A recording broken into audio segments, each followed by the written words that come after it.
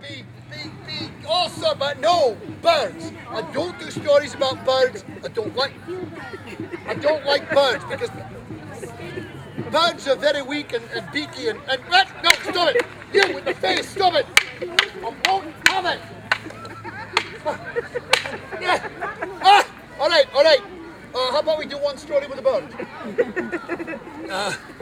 Well, in honor of those Norsemen which are rocking about here today, I think I'll do a story of the Skraelings. Now, the Skraelings are fellas that live in the land to the west, you see.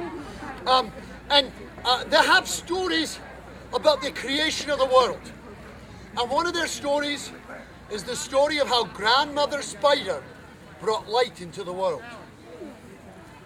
Now, it just so happens, in the world of the Cherokee, long ago, the world was half dark and half light.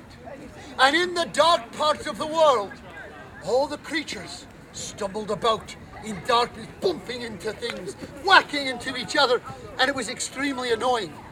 On the other side of the world was the light, the sun, burning hot and bright. So one day, the council of all the animals got together, and Owl, who was very wise, said, "Woo! Woo! My people, we must find someone amongst us to go and bring back the sun." Well, all the animals got amongst themselves, and various and sundry volunteered, like Bear. Bear volunteered. But they all knew that Bear would get distracted by the smell of something or the sound of something and wander off. So no one was going to send Bear. So Possum came up. Now, Possum at the time had a big fluffy tail and nice wide open eyes, always looking ahead.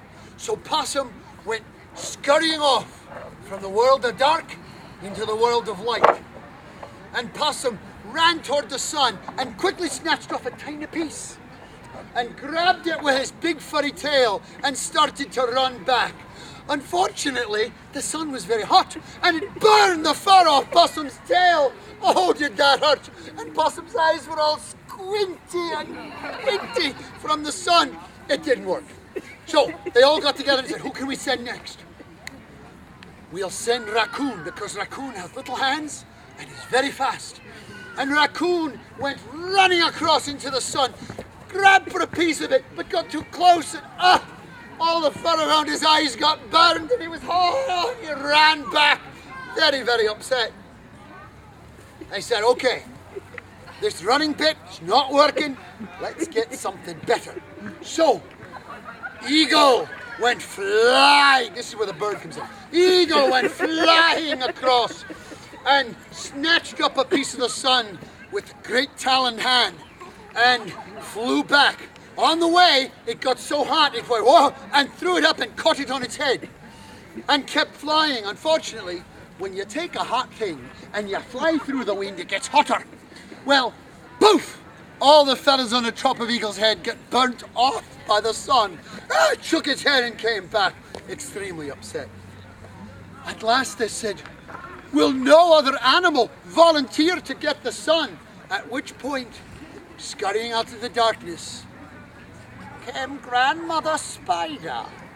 And Grandmother Spider said, "I will go, my children, and I will bring back a piece of the sun."